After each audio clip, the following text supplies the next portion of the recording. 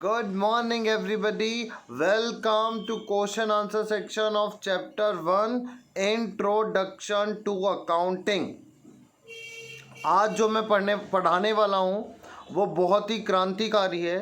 मैंने पूरे पूरे यूट्यूब पे बहुत ही कम टीचर्स को देखा है जो क्वेश्चन आंसर रटाते हैं। आज मैं आपको क्वेश्चन आंसर रटा के दूंगा चैप्टर 1 के, जिसका टाइटल है introduction to accounting. Video lengthy होगा, इसमें पूरे शॉर्ट आंसर जो है वो आपको करा के दिए जाएंगे। Entire short answers will be mug up by you after watching this video. तो हम वीडियो को करते हैं शुरू। देखो, हम जब इंट्रोडक्शन टू अकाउंटिंग में आते हैं तो पहला क्वेश्चन आता है डिफाइन अकाउंटिंग। आप पहले क्वेश्चन को समझो। सारे बच्चे मेरे साथ क्वेश्चन को समझेंगे। बोलो, क्वेश्चन का मतलब होता है अकाउंटिंग क्या है। डिफाइन अकाउंटिंग, इस क्वेश्चन का मतलब होता है कि अकाउंटिंग क्या है। आप समझदार हो, आप बताओ अकाउंटिंग क्या है। अकाउंटिंग एक प्रोसेस है, ऐसे याद हो जाएगा। मैंने आपको पूरा, जिसने प्रीवियस वीडियो नहीं देखे हैं जिसमें मैंने चैप्टर को समराइज करके दिया, वो जरूर देखना। आफ्टर वॉचिंग दैट वीडियो ये क्वेश्चन आंसर आपको बिल्कुल सरल लगेंगे। देखो, मैं बताता हूँ अकाउंटिंग क्या है। Accounting is a process of identifying event of financial nature. पैसा नहीं तो रिकॉर्डिंग नहीं। सेकेंड चैप्टर में कंसेप्ट में पढ़ाया मैंने, मनी वाला मनी मेजरमेंट कंसेप्ट। अकाउंटिंग एक प्रोसेस है जिसमें हम इवेंट को देखते हैं जो कैसे होते हैं, फाइनेंशियल, रिलेटेड टू मनी, और हम उनको रिकॉर्ड करते हैं जर्नल में, क्लासीफाई करते हैं लेजर में। बहुत ध्यान से सुनना, ये वीडियो 11th और 12th दोनों क्लास के बच्चों के लिए काम आएगा। ध्यान से देखो, accounting is a process of identifying event of financial nature. Account में हम इवेंट को देखते हैं जो फाइनेंशियल, पैसों से रिलेटेड होते हैं, उनको रिकॉर्ड करते हैं जर्नल में, फिर क्लासीफाई करते हैं लेजर में, समराइज करते हैं प्रॉफिट एंड लॉस अकाउंट में, एंड बैलेंस शीट बना के हम उनको यूज़र को इंफॉर्मेशन बताते हैं, जैसे ऑनर को, गवर्नमेंट को, क्रेडिटर को, इन्वेस्टर को। ये सब के सब हमारे काम के होते हैं। अब डेफिनेशन क्या है, recording, classifying, summarising money transaction को और उनको बैलेंस शीट में बना के बताना, ये कहलाता है अकाउंटिंग। जिसको समझ में नहीं आया ऐसे ही रटा दे रहा हूँ, ऐसे ही रटा दे रहा हूँ। मेरे साथ सब बच्चे रटो, बोलो अकाउंटिंग में, सब बोलो अकाउंटिंग में हम क्या करते हैं, सबसे पहले रिकॉर्ड करते हैं। बोलो क्या करते हैं, रिकॉर्ड। तो रिकॉर्ड किस में होगा, जर्नल। वेरी सून मैं आपको एक किताब पे लेके चलूंगा जिसका टाइटल रहेगा जर्नल, और हम जर्नल में एंट्री करेंगे date, particular, ledger, folio, debit, credit. Accounting में सबसे पहली किताब बनेगी जिसका नाम क्या है, जर्नल, जिसमें क्या होने वाली है, पूरी रिकॉर्डिंग। तो अकाउंटिंग का मतलब ही होता है रिकॉर्डिंग करो, किसमें, जर्नल में, और फिर जर्नल के बाद इसको कहाँ पे लेके जाओ, लेजर में। रिकॉर्डिंग, क्लासीफाइंग, फिर एनालाइज करो और समराइज करके क्या बनाओ, बैलेंस शीट और प्रॉफिट एंड लॉस अकाउंट। और यही हमारी अकाउंटिंग है, और ये सबको समझ में आ गई। हाँ आ गई, हाँ आ गई। अकाउंटिंग क्या है, तो अकाउंटिंग है आइडेंटिफाई करना है फाइनेंशियल ट्रांजैक्शन को, क्लासीफाई करना है कहाँ पे, लेजर में, प्रॉफिट एंड लॉस में लिखना है, बैलेंस शीट बनाना है। हो गया। बोलो, रिकॉर्डिंग, क्लासीफाइंग, समराइजिंग, एनालाइजिंग, और फिर बताना मैनेजर को, इंटरनल यूजर को, एक्सटर्नल यूजर को। यह कहलाती है अकाउंटिंग। बोलो अकाउंटिंग सबको समझ में आई? हाँ, ऐसे कमेंट करके बताया करो, मेरे को बड़ा अच्छा लगता है आपको अकाउंटिंग आ गई। अब हम चलते हैं नेक्स्ट पे। इसी को मैंने आपके लिए पिक्चर रूप में लेके आया हूं, देखो कैसे। यहां पे मैं आपको बताता हूं, ट्रांजैक्शन होता है जिसमें पैसा रहता है। हम इसको सबसे पहले जर्नल में लेके जाते हैं, जर्नल में हम इसकी पोस्टिंग करते हैं। इसके बाद में हम इसको लेजर में लेके आते हैं, लेजर से उठ के ही आता है ट्रायल बैलेंस में। फिर हम इसको लिखते हैं बैलेंस शीट में, बैलेंस शीट एकदम लास्ट में बनाएंगे। अगर एडजस्टमेंट है तो हम एडजस्टमेंट कर लेंगे, और लास्ट में हम बना लेंगे बैलेंस शीट, और यही हम बना देंगे book close.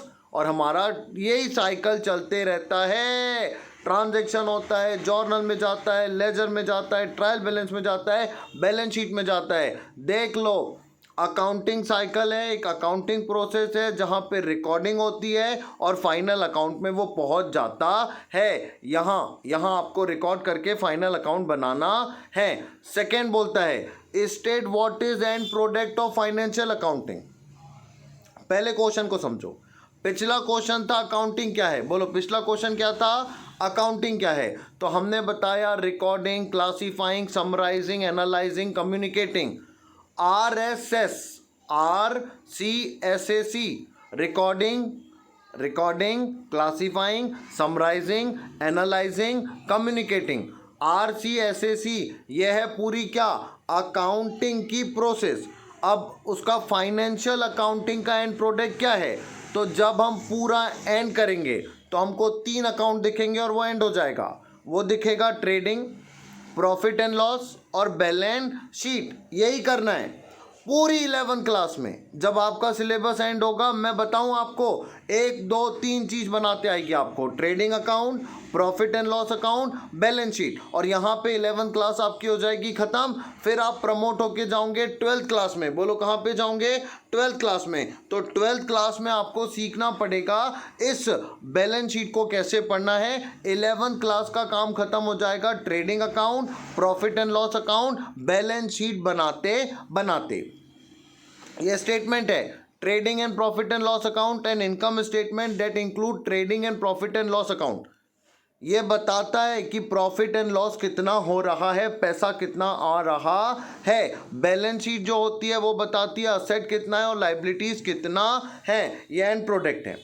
Trading and profit and loss account बनेगा, बैलेंस शीट बनेगी, इसमें सब कुछ आने वाला है। ऑब्जेक्टिव ऑफ अकाउंटिंग, अगला क्वेश्चन ये बोलेगा बताओ अकाउंटिंग के ऑब्जेक्टिव क्या है। मैं बता रहा हूं ऑब्जेक्टिव क्या क्या है। पहले 2 क्वेश्चन रख लो।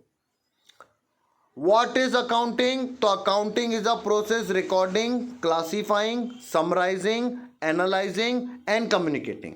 ये सब प्रोसेस मिलके बनती है अकाउंटिंग। और उसके बाद में एंड में क्या होता है, तो एंड में बनेगी trial balance, profit and loss account और बनेगी balance sheet. Trading and profit and loss account में क्या होगा, ये बताएगा आपका असेट कितना, बैलेंस शीट बताएगी आपकी असेट कितनी है, लाइबिलिटीज कितनी है। Trading and profit and loss account बताएगा आपको प्रॉफिट कितना आया है, एक्सपेंस कितने हैं, इनकम कितनी है।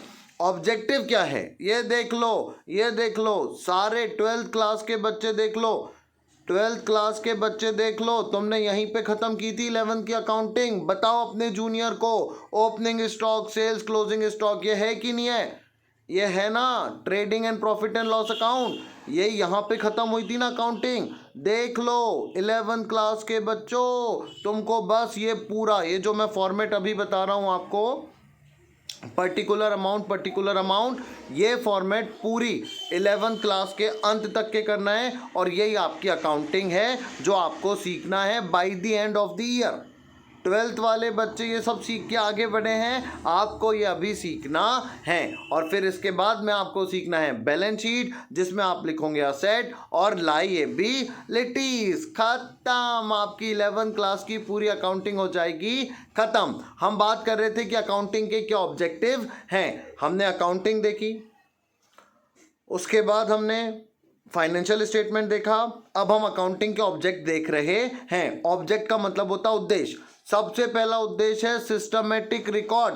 मेरी बात सुनना भैया, आप ये कोड ध्यान से याद रखना। RC रिकॉर्ड करना मतलब जर्नल में लिखना, क्लासीफाई करना मतलब सबको देखना, समराइज करना मतलब इकट्ठा करना, ए मतलब उसका एनालाइज करना, एनालाइज मतलब उस पर विश्लेषण करना कि सही हो रहा है, गलत हो रहा है, इसको और क्या क्या किया जा सकता है। और लास्ट में कम्युनिकेट करना, कम्युनिकेट मतलब बैलेंस शीट बनाना और लोगों को बताना प्रॉफिट कितना आया, लॉस कितना आया, क्या अच्छा चल रहा है और क्या बुरा चल रहा है। ये कहलाता है हमारा शानदार अकाउंटिंग। अब सुनो इसके ऑब्जेक्ट क्या हैं, सिस्टमेटिक रिकॉर्ड, पूरा रिकॉर्ड रखना, सारे जितने भी आपके बिजनेस ट्रांजैक्शन हुए हैं उसका पूरा रिकॉर्ड रखना। किसमें, अकाउंटिंग में।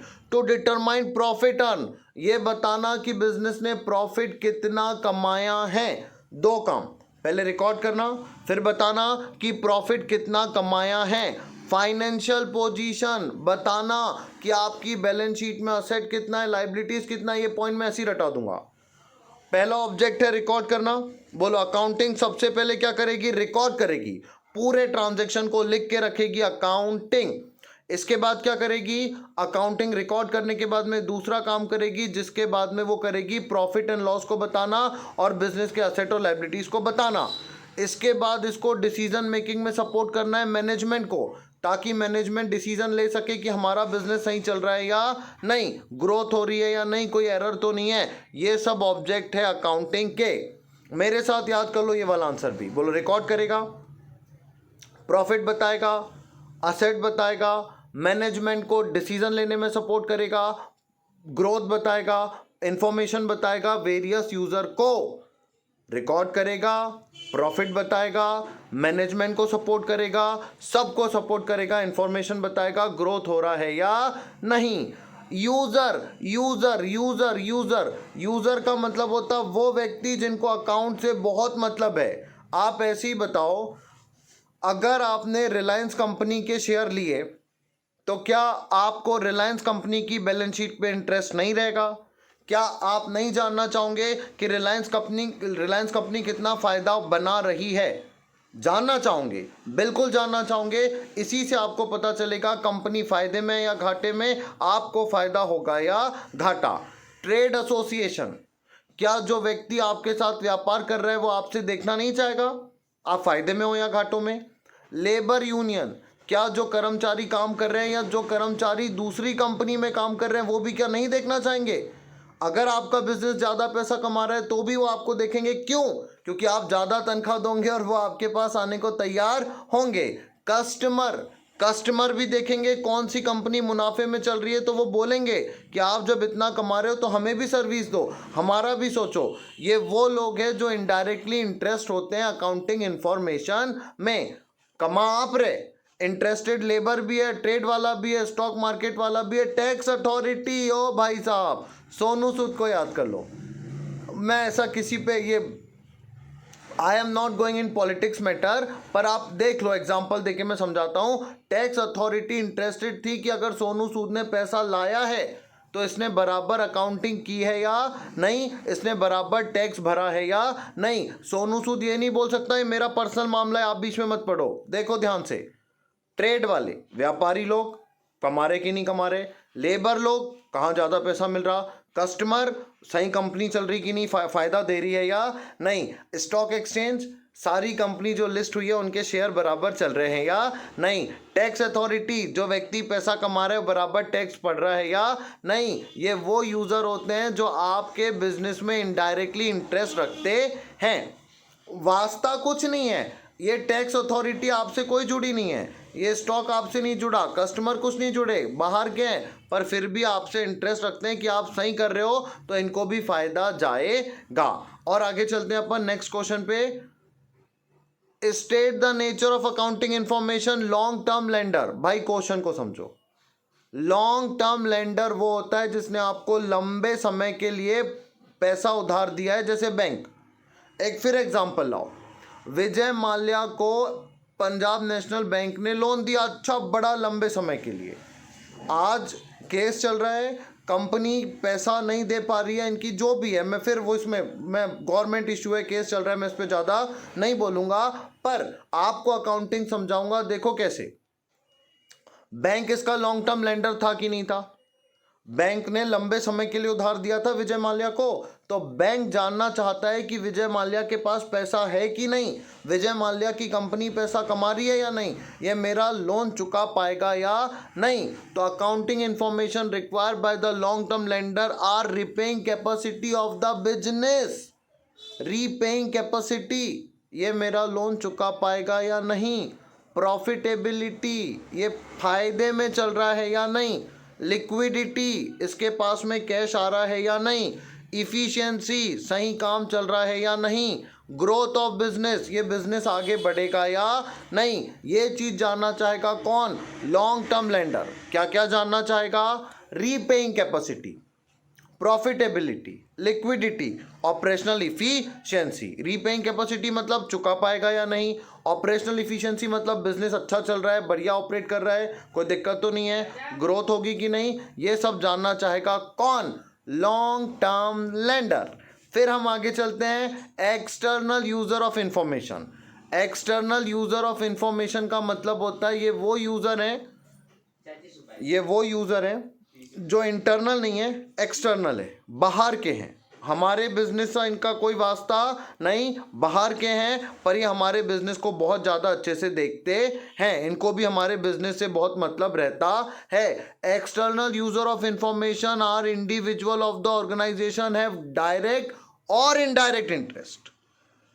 डायरेक्ट सीधा सीधा इंटरेस्ट है हमारे बिजनेस में, इनडायरेक्ट सीधा इंटरेस्ट नहीं है, दूसरी तरह से देखते हैं हमारा बिजनेस अच्छा चल रहा है नहीं, ऐसे आते।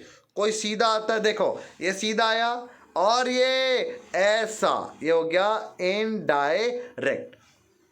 Direct user, indirect user, external user, internal user, दोनों बताऊंगा, ध्यान से देखना।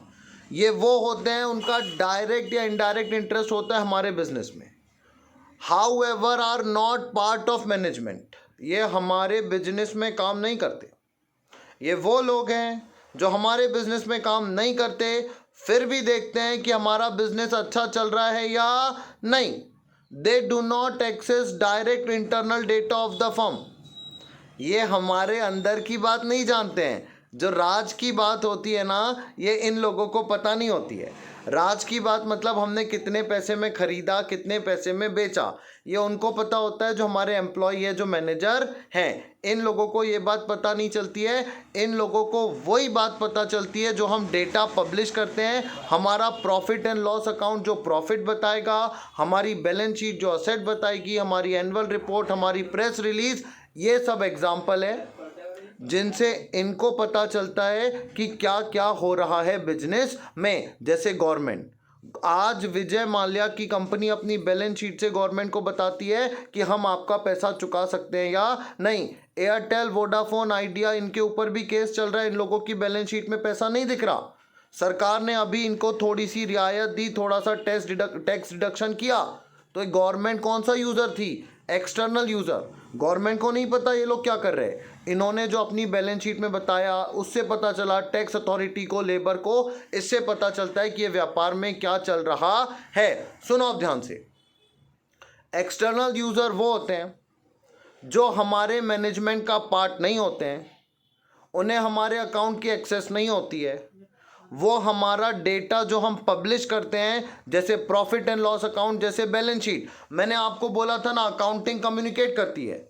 ये जो अकाउंटिंग है वो लोगों से बात करती है, और वो बात यही करती है, क्या बात करती है कि प्रॉफिट कितना आया, असेट कितने आए।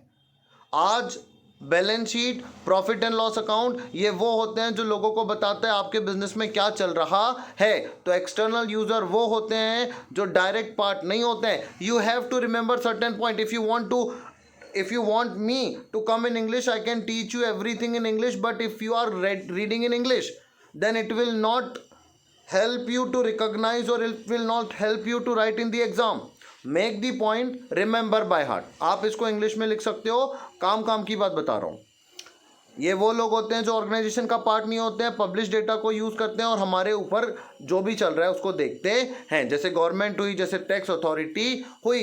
इंटरनल यूज़र प्राइमरी यूज़र होता है और ये बिजनेस का पार्ट होता है, ये कहलाता है इंटरनल यूज़र। मैनेजमेंट, ये इंटरनल है, ये वो यूज़र है जिसको सब पता है। ऑनर, एम्प्लॉय, इनको सब पता है क्या चल रहा है, क्या हो रहा है। एक्सटर्नल यूज़र वो होते हैं जो बिजनेस का पार्ट नहीं होते हैं, सेकेंडरी हैं, ये लोग सेकेंडरी होते हैं। देखो, ऑनर, प्रोप्राइटर, ये सब क्या है, इंटरनल। अब एक्सटर्नल देखना, एक ये इन्वेस्टर है। ये बताओ, इन्वेस्टर आपकी कंपनी के अंदर बैठेगा क्या? नहीं, बाहर रहेगा ना। इन्वेस्टर बाहर रहेगा कि नहीं रहेगा? बाहर से पैसा लगाएगा कि नहीं लगाएगा? तो ये बन गया एक्सटर्नल यूज़र। लेंडर, जिसने उधार दिया, ये भी बाहर बैठेगा कि नहीं बैठेगा? तो ये लेंडर भी बन गया external user. Legal body, government, ये भी बन गई external user. Customer, supplier, general public, government, researcher, ये सब क्या है, एक्सटर्नल यूज़र है जो डायरेक्ट पार्टिसिपेट नहीं करते हैं आपकी बैलेंस शीट से, आपके प्रॉफिट एंड लॉस अकाउंट्स के, आपके ट्रायल बैलेंस के प्रॉफिट को देख के ये लोग अपना डिसीजन लेते हैं। क्या क्या डिसीजन लेता है? इन्वेस्टर डिसीजन लेगा पैसे लगाना या नहीं, लेंडर डिसीजन लेगा उधार देना या नहीं, लीगल बॉडी डिसीजन लेगी इनका टैक्स वगैरह बराबर आ रहा है या नहीं, कस्टमर ध्यान देगा कंपनी का रेट सही चल रहा है या नहीं, सप्लायर देखेगा कि माल सही सप्लाई जा रहा है इस कंपनी को, जितना बना रही वैसे ही ले रही है कहीं और से ले रही। जनरल पब्लिक, अब हमको नहीं पता विजय माल्या क्या किया कैसा किया, हमको जनरल पब्लिक है, हमको थोड़ी पता, पर फिर भी आज सरकार सही चला रही है, टैक्स वसूल रही कि नहीं, हमारा पैसा प्रॉपर यूटिलाइज हो रहा है या नहीं, ये सब देखते हैं। गवर्नमेंट भी यही देखती है, गवर्नमेंट को भी लोगों के डेटा से पता चलता है कि सही चल रहा है या नहीं। रिसर्चर यही देखते हैं कौन सा बिजनेस अच्छा चलने वाला है, किसको क्या सलाह देना है, इनका काम रहता है किसको तैराना है और किसको डुबाना है। Enumerate the information needs of management. अब मैं आपको वो बताऊंगा वो इन्फॉर्मेशन जो मैनेजमेंट को चाहिए। अभी तक के हमने देखा था केवल इन्फॉर्मेशन के बारे में, अब हम देखेंगे वो इन्फॉर्मेशन जो किसको चाहिए, मैनेजमेंट को चाहिए। Information are concern with activity given below. Management को जो जो इन्फॉर्मेशन चाहिए वो 3 पॉइंट में बता रहा हूँ, ध्यान से देखना। मैनेजमेंट क्या होता है, मैनेजमेंट वो लोग होते हैं जो कंपनी को मैनेज करते हैं, जो पॉलिसीज़ बनाते हैं और उनकी पॉलिसीज़ के हिसाब से कंपनी आगे डिसीजन लेती है। मैनेजमेंट को अकाउंटिंग से क्या इंफॉर्मेशन चाहिए, assets and decision making and business planning, preparing report related to fund, cost, profit, soundness of business. Management को अकाउंटिंग से ये पता करना है कि हमारा प्रॉफिट सही आया या नहीं, हमारा बिजनेस एकदम साउंड मतलब बढ़िया चल रहा है या नहीं, हमारी रिपोर्ट वगैरह फंड वगैरह सब प्रॉपर आ रहा है या नहीं। Comparing current financial with its own historical financial statement. ऐसे ही समझ जाओगे। 10वीं में आपने बनाए 80%, 12वीं में आपने बनाए 90%, तो बताओ आप अच्छा चल रहे हो कि नहीं। 10वीं में 80 बनाए, 12वीं में 50 बनाए, दिक्कत है ना। कैसे पता चला, कंपेयर करके। तो मैनेजमेंट भी अपना फाइनेंशियल स्टेटमेंट कंपेयर करता है, पिछले साल क्या कर रहे थे, इस साल क्या कर रहे हैं, पिछले साल कितने असेट थे, इस साल कितने असेट है, और हमारा कॉम्पिटिटर, हमारे जैसा काम करने वाली फर्म का बिजनेस कैसा चल रहा है, ये सारी इंफॉर्मेशन मैनेजमेंट के काम की रहती है। रिपोर्ट वगैरह देख के वो बताते हैं कि बिजनेस सही चल रहा है या नहीं, साउंडनेस है या नहीं, बढ़िया है कि नहीं। कंपेयर करते हैं पिछले साल से, इस साल से और भी कई साल से, और आजू बाजू की दुकानों से भी कंपेयर करते हैं कि हमारी दुकान बराबर मुनाफा कमा रही है या नहीं। ये इंफॉर्मेशन किसको लगती है, मैनेजमेंट को। ये इंफॉर्मेशन किसको लगती है, मैनेजमेंट को। अब देखो 3 एग्जांपल ऑफ रेवेन्यू। मैं जैसी रेवेन्यू बोलूं आप तुरंत बोलना पैसा आया। बोलो रेवेन्यू मतलब पैसा आया आया। इनकम, अंदर आ जाओ पैसे, सेल्स रेवेन्यू। रेवेन्यू का मतलब होता है आपको पैसा कहां कहां से आएगा। सबसे पहला प्राइम सोर्स ऑफ रेवेन्यू होता है सेल्स रेवेन्यू। सेल्स रेवेन्यू का मतलब होता है आप सामान बेचोगे और लोगों से पैसा लोगे, तो ये पहला सोर्स है आपके रेवेन्यू का जिसका नाम है सेल्स रेवेन्यू। दूसरा इंटरेस्ट रिसीव, आपने बैंक में पैसा डाला, वहाँ से आपको क्या मिल जाएगा, इंटरेस्ट, तो इंटरेस्ट भी आपका क्या हो गया, रेवेन्यू। आपने किसी और कंपनी में पैसा लगाया है ब्याज पे, वहाँ से भी ब्याज आएगा, तो वो भी आपका क्या हो गया, रेवेन्यू। डिविडेंड, कंपनी में पैसा लगाया है, पैसा मिल रहा है, डिविडेंड, तो ये भी आपका एक सोर्स है किसका, रेवेन्यू का। बोलो ये तीनों समझ में आए, नहीं आए तो ये देखो, ये देखो, ये देखो, आए है शर्मा गई क्या। ये देखो प्रॉफिट बड़ा बड़ा बड़ा बड़ा, कुछ नहीं करेगा, मैनेजर आएगा, ये फोटो देखेगा, ओ भाई साहब ये फोटो देखो, बोलेगा ये फोटो फोटो फोटो फोटो। जब कंपनी यहाँ से यहाँ पे आएगी बड़ा खुश होगा, यहाँ पे आएगी तुरंत बोलेगा ए क्या कर रहे हो, बिजनेस डुबाना है का। फिर जैसे ही वो चमकाएगा, फिर ऊपर ऊपर ऊपर ऊपर, फिर वो खुश होएगा, फिर आएगा, ओए ओए ओए ओए बिजनेस का क्या हो रहा है, यही देख के बता देगा, ये ले, और फिर तो ये बात समझ में आया। रेवेन्यू है, ऊपर नीचे हो रहा है ना, ये मैनेजर बोलेगा, अब वो देखेगा यहाँ से यहाँ कि देखो ये कहाँ आ गए हम, ऐसे चलता है रेवेन्यू। आहा बारिश बारिश बारिश पकड़ो, अरे अरे अरे अरे, ये पेड़ को पैसे का पेड़ है, ये देखो तो गड्डी गड्डी, ओए होए ओए होए। तो ये होता है रेवेन्यू। अब एक क्वेश्चन आएगा, difference between debtor and creditor. Next question आएगा, डेप्टर क्या होता है, क्रेडिटर क्या होता है। मेरी आंखों से देखो, मैं तुम्हें डेप्टर क्रेडिटर यूं बता दूंगा। डेप्टर और क्रेडिटर मैं तुम्हें यूं बता दूंगा, बस मेरी आंखों से देखो। Just look with my eyes, I will show you who is debtor and who is creditor. बोलो, डेप्टर मतलब डेबिट, क्रेडिटर मतलब क्रेडिट। अब देखो ये डिज़ाइन से मैं तुम्हें कितना प्यारा बताता हूँ, इसका स्क्रीनशॉट लेना कि डेप्टर क्या होता है और क्रेडिटर क्या होता है। सुनो, डेप्टर वो व्यक्ति होता है जो डेबिट कार्ड होता है। आप बताओ, डेबिट कार्ड से पैसा निकाल सकते हो कि नहीं निकाल सकते हो।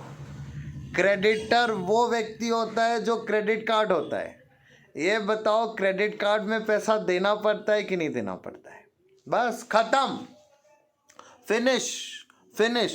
डेप्टर हमारा डेबिट कार्ड है, इससे हमको पैसा निकालना है मतलब लेना है। क्रेडिटर हमारा क्रेडिट कार्ड है, मतलब इसको पैसा देना है। बस डेबिट कार्ड क्रेडिट कार्ड याद रखना। डेप्टर क्रेडिटर में कभी कंफ्यूजन नहीं होगा। डेप्टर वो व्यक्ति है जिससे पैसा लेना है, डेबिट कार्ड क्रेडिट कार्ड नहीं पता। क्रेडिट कार्ड में क्या होता है भैया, हम यूज़ कर लेते हैं, बाद में हमको पैसा पे करना पड़ता है। डेबिट कार्ड वो होता है जिसमें हम पैसा डालते हैं, बाद में हम निकाल सकते हैं। ठीक है, क्रेडिट कार्ड चल ही रहा है ना अभी, मार्केट क्रेडिट पे चल रहा है, उधार उधार उधार। अब देखो फटाफट मीनिंग, पर्सन और organisation that are liable to pay money are called debtor. Debtor वो व्यक्ति या वो संस्था है जो हमको पैसा लाके देंगे, वो हमारे डेप्टर है। क्रेडिटर पर्सन और organisation to whom our firm is liable to pay, वो हमको देंगे तो डेप्टर, हम उनको देंगे तो वो बन गए क्रेडिटर। जीवन बीत जाएगा, समझ में नहीं आएगा डेप्टर क्या होता क्रेडिटर क्या होता अगर ये टर्म नहीं समझे। डेप्टर मतलब डेबिट कार्ड मतलब पैसा आएगा। क्रेडिटर मतलब क्रेडिट कार्ड मतलब पैसा जाएगा। कबूतर जा जा जा। डेप्टर वो व्यक्ति है जो पैसा लाके देगा, उधार सामान दिया था। क्रेडिटर वो व्यक्ति है जो पैसा लेके जाएगा, उधार सामान खरीदा था। डेप्टर का डेबिट बैलेंस होता है, क्रेडिटर का क्रेडिट बैलेंस होता है।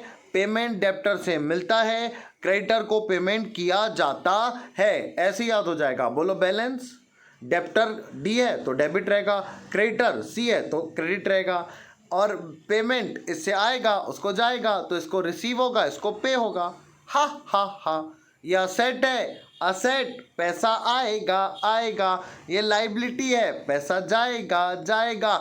इतना सिंपल करा के दिया भैया मैंने, इससे सिंपल क्या कराऊं, ऐसे याद कर लो। बोलो, व्यक्ति पैसा कहाँ दिखाना है, डेप्टर क्या है मेरा, असेट है। क्रेडिटर क्या है, लाइबिलिटी है। इससे पैसा आएगा इससे पैसा जाएगा, खत्म। इसका डेबिट बैलेंस इसका क्रेडिट बैलेंस। और क्या करा के दो Munnu, accounting information should be comparable. बहुत बड़ा क्वेश्चन है, अकाउंटिंग इंफॉर्मेशन कंपेरेबल होना चाहिए।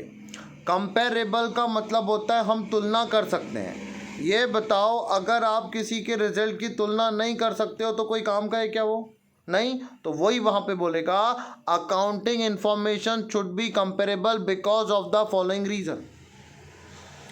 अगर तुलना नहीं हो पा रही है तो कोई मतलब की बात नहीं है। देखो क्यों, comparable accounting information helps in term comparison. तुलना के बिना काम ही नहीं होगा। They help us variety of advantage various policy adopted by different firm. Compare करके ही पता चलेगा कौन सी फर्म अच्छा चल रही है, कौन सी फर्म बुरा चल रही है, किस फर्म के पास में पैसा ज़्यादा है, किस फर्म के पास में पैसा कम है, किस फर्म से हमको फ़ायदा है, किस फर्म से हमको घाटा है। अगर अकाउंटिंग इन्फॉर्मेशन की आप तुलना नहीं कर सकते हो तो वो अकाउंटिंग इन्फॉर्मेशन कोई मतलब की नहीं है। बात ध्यान रखना, तुलना कर सकते हो तो ही काम की है, तुलना नहीं कर सकते हो तो कोई काम की नहीं है। It also help intra-firm comparison. Change in also a certain various policy and plan adopted by different time period. ये हमको बताती है एरर क्या हो रही है, ग्रोथ में ये क्या क्या हो रही है, प्लानिंग सही चल रही है या नहीं। कंपेयर करता हूँ ना मैं कंपेयर करता हूँ कि पिछले साल मैंने जो पॉलिसी अडॉप्ट की उससे मेरा प्रॉफिट कितना आया, इस साल मैंने जो पॉलिसी अडॉप्ट की उससे मेरा प्रॉफिट कितना आया। अगर मैं कंपेयर नहीं कर पाऊंगा तो मैं आगे बढ़ ही नहीं पाऊंगा, कोई भी काम नहीं हो पाएगा। इसलिए अकाउंटिंग इंफॉर्मेशन कंपेरेबल होना चाहिए जिसमें हम तुलना कर सकते हैं। अब तो स्पीड से निकल जाएगा। Accounting information is not clearly presented. Accounting information अगर अच्छे से प्रेजेंट नहीं की जाती है तो कौन सी कैरेक्टरिस्टिक्स का इसने वायलेशन कर दिया। वायलेशन मतलब तोड़ दिया। कौन सी कैरेक्टरिस्टिक्स तोड़ दी अगर इसने अकाउंटिंग इंफॉर्मेशन अच्छे से प्रेजेंट नहीं की। If the accounting information is not clearly presented then the qualitative characteristics like comparability अच्छे से प्रेजेंट नहीं की, मतलब वो कंपेयर नहीं हो पाएगी, आपने इसको वायलेट कर दिया, तोड़ दिया। रिलायबिलिटी भरोसा नहीं कर सकते, अंडरस्टैंडेबिलिटी समझ नहीं सकते, सही प्रेजेंट नहीं किया, कहाँ से आप पे भरोसा करेंगे, कहाँ से आपको समझेंगे, कहाँ से कंपेयर करेंगे। तो अगर अकाउंटिंग इंफॉर्मेशन अच्छे से प्रेजेंट नहीं की है तो आपकी कैरेक्टरिस्टिक्स जो गई वो क्या गई, comparability, reliability, understandability. This is because accounting information is not clearly meaningful. Comparison possible नहीं है, ट्रस्ट नहीं कर सकते। ट्रस्ट नहीं कर सकते मतलब रिलायबिलिटी गई, कंपेरिजन नहीं कर सकते मतलब क्या मतलब है यार, क्या करूंगा मैं ऐसी इंफॉर्मेशन का जो मैं तुलना नहीं कर पाऊँ। खत्म, वायलेशन कर दिया आपने। कंपेरेबिलिटी, रिलायबिलिटी, अंडरस्टैंडेबिलिटी, तीनों कैरेक्टरिस्टिक्स की आपने, समझ जाओ समझ जाओ, लगा दी लंका लगा दी तीनों कैरेक्टरिस्टिक्स की। Role of accounting has change over a period of time, do you agree. थोड़ा सा बचा है, आप इसको अच्छे से समझो, मैं फिर आ जाऊंगा आपके पास में, पर ये समझो, आप ये समझो, ये नहीं समझोगे तो दिक्कत जाएगी। The role of accounting is even changing. Earlier time accounting was merely concern with recording. पहले अकाउंटिंग का मतलब होता है बस आपको रिकॉर्ड करना है। पहले जो अकाउंटिंग थी उसका मतलब होता है आपको ट्रांजैक्शन को रिकॉर्ड करना है, that is record keeping activity. Nowadays accounting is more rational, not maintaining record but also providing information to management. इतनी सी बात है। पहले अकाउंटेंट केवल लिख के देता था, पहले अकाउंटेंट केवल किताब में लिख के देता था। एक मुनीम होता था, बोलो क्या होता था, एक मुनीम होता था, वो बैठ जाता था और ऐसे ऐसे ऐसे ऐसे लिखते जाता था और उसी को हम अकाउंटेंट बोलते थे। Now the scenario is change. अब परिवर्तन आ गया है, अब परिवर्तन आ गया है। अब अकाउंटेंट का काम ये नहीं है कि बस उसको रिकॉर्ड करना है, अब उसका काम है उसको इंफॉर्मेशन बना के देना है। रिकॉर्ड तो मेंटेन करना ही है, इसके साथ में उसको इंफॉर्मेशन प्रोवाइड करना है। Previously the role of accountant was simple, it was merely recording of transaction, but now the role has changed, he has to provide information to management, relevant information provide करना है accounting के लिए, brought due to the event changing and dynamic business environment। dynamic अब बदल रहा है, अब बदल रहा है, अकाउंटेंट को भी बदलना पड़ेगा। इम्पॉर्टेंट इंफॉर्मेशन देना है, चेंजिंग इन्वायरमेंट के हिसाब से बताना है, कॉम्पिटिटिव नेचर बना के देना है, बिजनेस का जिताना है। अर्लियर टाइम में ऐसा नहीं था, अब उसको बहुत सारे फोरकास्ट करके देना है, भविष्य बता के देना है कब कल क्या होगा, कंपेयर करके देना है आप पहले कैसे थे अभी कैसे हो, इवेल्युएशन बना के देना है, एस्टिमेशन ये सब बना के देना है। ये अब हो रहा है, पहले नहीं था। पहले मुनीम का काम था बस लिख दो हो गया, अब मुनीम को बहुत कुछ करना पड़ रहा है। 2-3 क्वेश्चन है, देख के जाना, वही रोल बदल गया, पहले केवल लिखना था, इतना सब करना है। एग्जाम्पल ये यूं बता दूंगा, देखना ऐसे ही समझ में आ जाएगा। बोलो फिक्स असेट, जो वस्तु हमने लंबे समय तक इस्तेमाल के लिए बिजनेस में रखी वो हमारा फिक्स असेट है। फिक्स असेट है, देखो these are held for the long term increase in profit earning capacity of the business. Fix asset से हमारी प्रॉफिट कैपेसिटी बढ़ती है और ये लॉन्ग टर्म के लिए यूज होता है। This asset are not made for sale, जैसे लैंड, बिल्डिंग, मशीनरी। 2 पॉइंट याद रखना। बोलो फिक्स असेट वो है जो हमारा प्रॉफिट बढ़ा के देगा और इसको हमको बेचना नहीं है, सेल वगैरह नहीं करना है, लॉन्ग टर्म में प्रॉफिट कमा के देगा, वो कहलाता है फिक्स असेट। याद हुआ fix asset. Fix asset, land, capital, building, जो लंबे समय तक बिजनेस में रहेगा, पैसा कमा के देगा, वो है फिक्स असेट। अगला लाओ, इसको फटाफट देखना। बोलो रेवेन्यू क्या होता है? अभी बताया, sales revenue, interest receive, dividend, पैसा आया। It refer to the amount receive from day to day activity of business. Revenue मतलब बोलो पैसा आया, amount receive from day to day activity of business, amount receive from sale, वही पैसा आया। Revenue मतलब बोलो पैसा आया। फिक्स असेट मतलब वस्तु है जो लंबे समय तक के लगेगी और पैसा कमा के देगी। रेवेन्यू मतलब पैसा आया, गुड से आया, सर्विस से आया, कस्टमर से आया, रेंट आया, कमीशन आया, सब दूर से पैसा आया। ये हमारी कैपिटल को बढ़ाएगा। अब कैपिटल क्या है? कैपिटल वो चीज है जो व्यापारी पैसा लगाता है बिजनेस में। जब कोई बिजनेसमैन बिजनेस में पैसा लगाता है तब ये कहा जाता है capital. It refer to the amount invested by the owner. व्यापारी जो पैसा लगाएगा वो कहलाता है कैपिटल। कैश लगाएगा, असेट लगाएगा, ये सब उसका कैपिटल कहलाता है। Capital is equal to asset minus liabilities. Asset से पैसा आएगा, लाइबिलिटीज से पैसा जाएगा, जो बचा है वो कहलाएगा कैपिटल। गेन, ओ भाई पैसा आ गया, रेवेन्यू से तो आता ही है, और कोई बड़ी भारी चीज बेच दी तो क्या हो गया? गेन। जैसे लॉटरी लग गई, लॉटरी लगती ना। Gain are included in business irregular activity. Regular से नहीं, इरेगुलर ऐसा काम है जो पहली बार हुआ या बार बार हुआ, साल भर में हुआ, पर ये हमारे को रेगुलर नहीं होगा, इरेगुलर। जैसे सेल हर रोज होगा, पर फिक्स असेट को बेचने से फायदा हो गया, एक कार बेच दी तो वो क्या कहलाएगा? गेन। भारी रकम में बिक गई तो हो गया गेन। जमीन खरीदी थी, वो जमीन अपन ने बिजनेस के लिए खरीदी थी, आज वो जमीन करोड़ों की हो गई, वहां से 4 लेन चला गया, तो ये प्रॉफिट नहीं है, रेवेन्यू नहीं है, ये क्या है? गेन।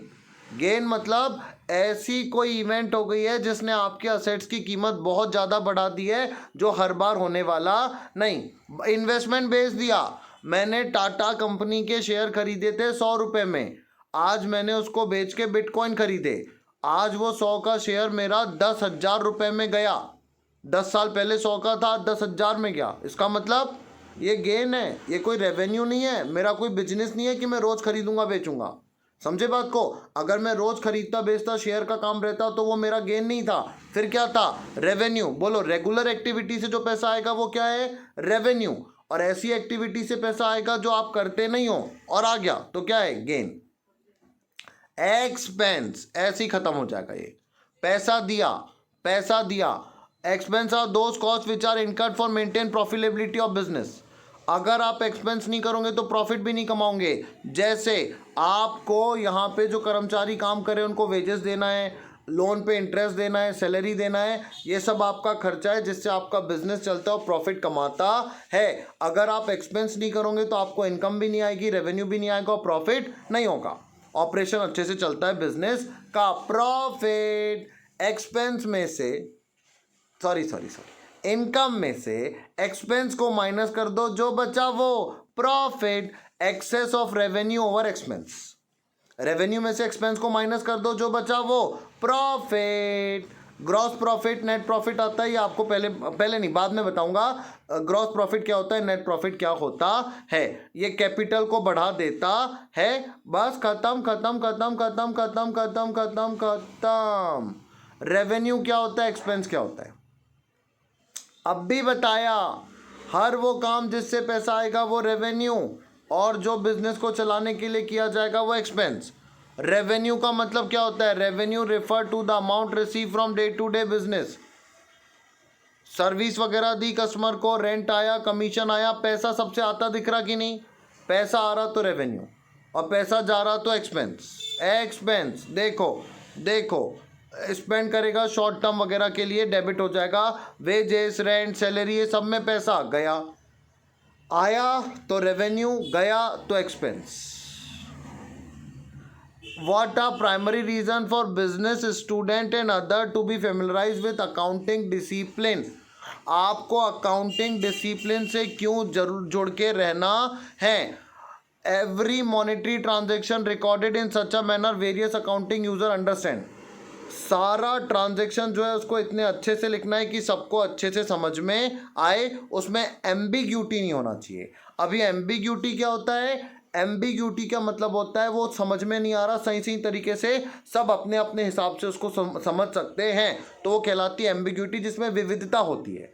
विविधता नहीं होना चाहिए, केवल एक चीज होना चाहिए, ऑब्जेक्टिव, एस्पेक्ट, मेंटेन, ये सब अच्छे से होगा। रिकॉर्डिंग, क्लासीफाइंग, एनालाइजिंग, समराइजिंग, ये सब अच्छे से आपको करना है। बुक्स को अच्छे से बनाना है, समराइज अच्छे से करना है, अकाउंटिंग इंफॉर्मेशन को इंटरप्रीट अच्छे से करना है। यहाँ पर हमारे शॉर्ट वाले पूरे ख़त्म होते हैं। एक गुजारिश करूँगा मैं आपसे, देख लो प्लीज़, सब्सक्राइब कर दो भैया, थोड़ा सा बचा है, अच्छा हो जाएगा, अच्छा हो जाएगा।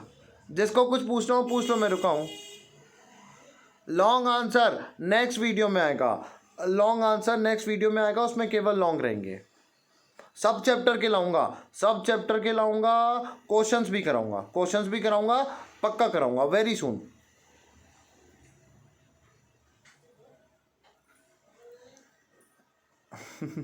अभी कुछ नहीं बोल सकता, अभी केवल अकाउंट पे फोकस है मेरा, बाकी फिजिक्स केमिस्ट्री का भी कुछ नहीं बोल सकता। ठीक है, तो नेक्स्ट वीडियो को आप जरूर देखिएगा, जिसमें आपको लॉन्ग आंसर मिलेगा। आप मेरा भला चाहते हो तो आप प्लीज़ अपने फ्रेंड्स के साथ शेयर कर दो, इंस्टा पे शेयर कर दो, व्हाट्सएप पे शेयर कर दो, स्टेटस लगा दो, फैला दो। पहला वीडियो है जिसमें मैंने पूरे क्वेश्चन आंसर बताए। आई प्रॉमिस सब मैं आपको बताऊंगा। मेरा मदद आप करो, आपका मदद मैं करूंगा। जिसको भी जुड़ना है वो हमें व्हाट्सएप कर सकता है 7869044 944 पर। हमारा चैनल है, आपको पढ़ा के दिया जाएगा।